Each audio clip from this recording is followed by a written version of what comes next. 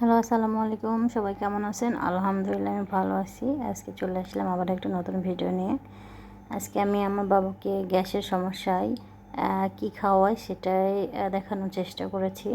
আমার বাবুকে গ্যাসের সমস্যার জন্য নিউবর্ন থেকেই আমি এই ফাকল সিরাপটা খাওয়াই, ফাকল এই পেডিয়াট্রিক ড্রপটা খাওয়াই।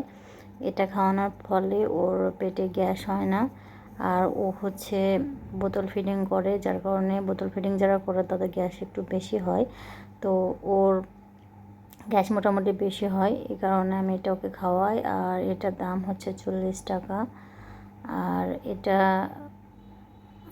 এটা প্রতিটা মায়ের ঘরে ঘরে খুঁজলে পাবেন। এটা হচ্ছে স্কয়ার ফার্মাসিউটিক্যাল লিমিটেডের। এটা অনেক ভালো, অবশ্যই খাওয়ানোর পূর্বে ঝাঁকিয়ে নেবেন। আর এটা বয়স অনুযায়ী এটা খাওয়াতে হয়। আমার বাবু এখন 5 মাস বয়স, ওকে আমি 1 ml করে খাওয়াচ্ছি।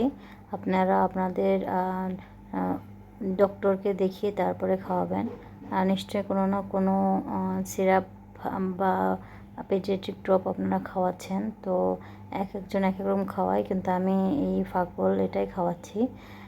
এখনও চলছে আমার বাবুর, কারণ এটা যদি ওকে না খাওয়াই তাহলে ও মোছরামুছরি করে, কান্নাকাটি করে রাতে। আর এটার জন্য ওকে এই ওষুধটা খাওয়াতে হয়। এটা বাদেও আমি ওকে আরেকটা ওষুধ খাওয়াই, সেটা হচ্ছে মডিগার্ড। সেটা আর এটা একসঙ্গে খাওয়াই 1 ml করে।